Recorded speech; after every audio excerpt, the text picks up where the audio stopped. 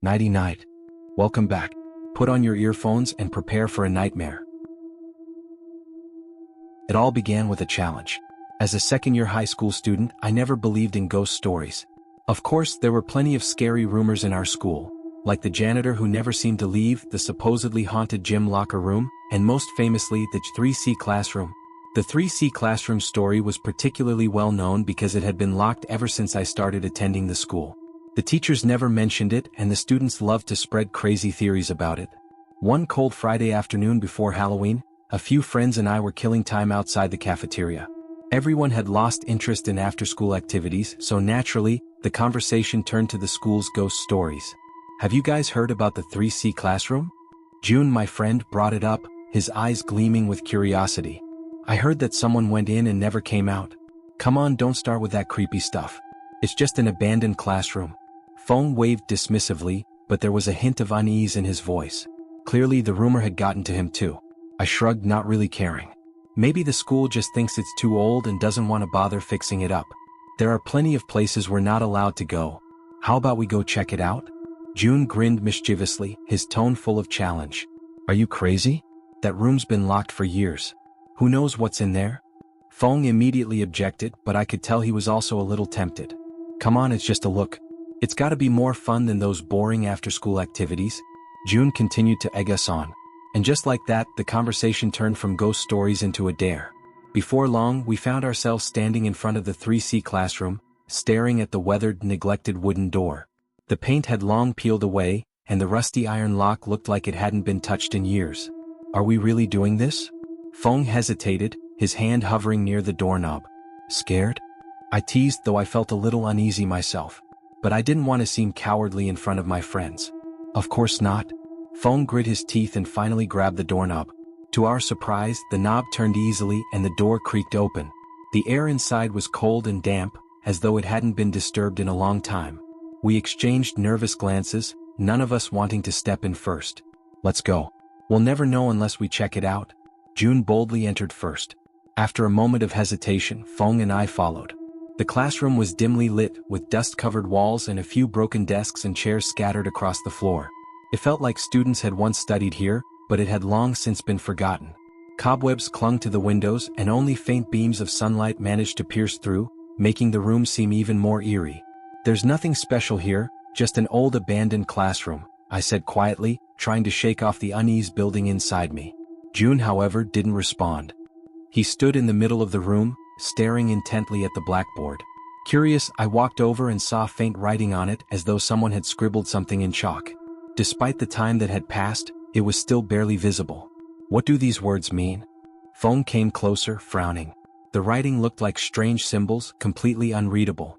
Just as we were trying to decipher the markings, the classroom door suddenly slammed shut with a loud bang. We all jumped in shock. June whipped around, eyes wide, staring at the door. Who closed the door? I asked, my voice tight with fear. No one touched it. It shut on its own, Feng said, his face pale. June rushed to the door and tried to open it, but no matter how hard he pulled, it wouldn't budge. As he struggled with the door, we began to notice the temperature dropping rapidly. A chilling, oppressive air seemed to settle over the room. We're locked in? June said, panic creeping into his voice as he pounded on the door, but it seemed like no one outside could hear us. Stop banging, it's useless, Feng said, his voice trembling as his eyes fixated on one corner of the classroom. Do you see that? I followed his gaze and saw a shadowy figure standing in a dark corner of the room. I froze. The figure was faint and blurry, its shape tall and slender, but it had no features, just a vague, eerie outline. What is that? I whispered, feeling an overwhelming fear wash over me. The figure didn't move, it simply stood there like it was watching us. This place is haunted. June backed away in panic, accidentally knocking over a desk, the crash shattering the tense silence in the room. The figure seemed to react to the noise. Slowly, it began to move towards us, each step heavy with an invisible weight, pressing down on us as though the air itself was thickening, making it hard to breathe. Run! Feng shouted, dashing towards the window in a desperate attempt to escape. He tried to force it open, but the rusted lock wouldn't budge no matter how hard he tried. The figure kept getting closer, the cold intensifying with every second. I felt paralyzed, fear rooting me to the spot. My head spun and cold sweat dripped down my back. My legs felt like they were weighed down with lead, unable to move. Then, just as suddenly as it had started moving, the figure stopped. It stood still as if observing us. We held our breath, not daring to make a sound, watching it in frozen terror. "What is it doing?" I asked, my voice shaking. "I don't know," June gulped, his face pale as a sheet. Just when we thought we were trapped for good, the figure vanished as if it had never been there. The classroom's temperature gradually returned to normal, and with a soft click, the lock on the door released itself. We didn't hesitate. We bolted out of the classroom, not daring to look back. We ran all the way out of the school, our hearts pounding so hard it felt like they might burst out of our chests. "I'm never going back there," Fong gasped, his face still white with fear. I nodded, silently vowing never to go near that classroom again. Whatever we encountered that day was far beyond anything I could comprehend. And from that day on, the rumors about the 3C classroom were no longer just rumors to us. We left that building, but the memory of what happened that day stayed with me, haunting me. We left the school behind, but the chilling experience stayed embedded deep in our minds. It wasn't something we could easily forget, nor something we were willing to discuss with others. We became quieter, more distant after that day. Even though we were safe, something had changed. Every time we passed by that building or even thought about the 3C classroom, an uncomfortable weight settled over us, like a dark cloud hanging just out of sight. Back at home, I couldn't sleep. Every time I closed my eyes, I saw that shadowy figure again, its tall, indistinct form lurking in the corner, moving closer with every blink.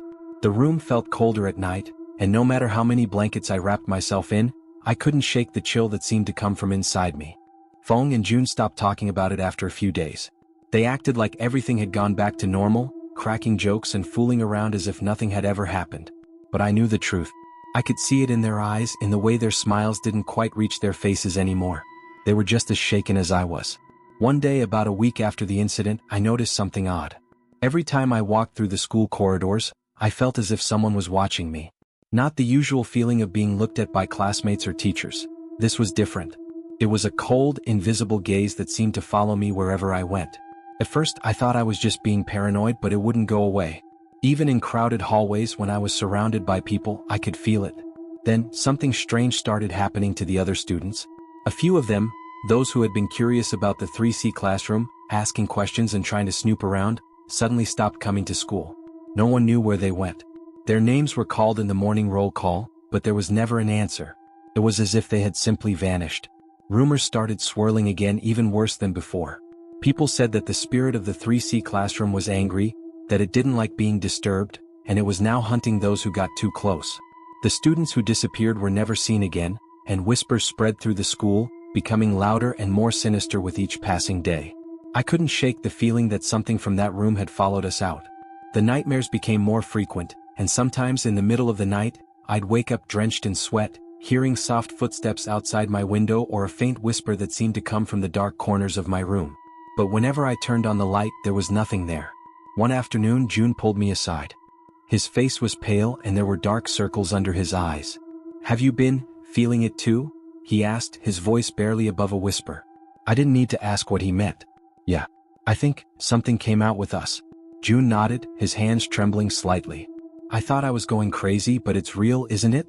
Whatever was in that classroom, it didn't stay there." We both stood in silence, the reality of our situation sinking in.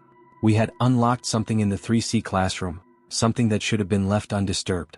Now it was out in the open and it wasn't done with us. I tried to tell myself that it would pass, that maybe it was just our minds playing tricks on us after the shock of that day. But deep down I knew better. The 3C classroom had been sealed for a reason, and now that we had broken that seal, there was no going back. The real horror wasn't just the figure we saw or the cold air that had enveloped us. The true terror was knowing that it had followed us home and it wasn't finished yet.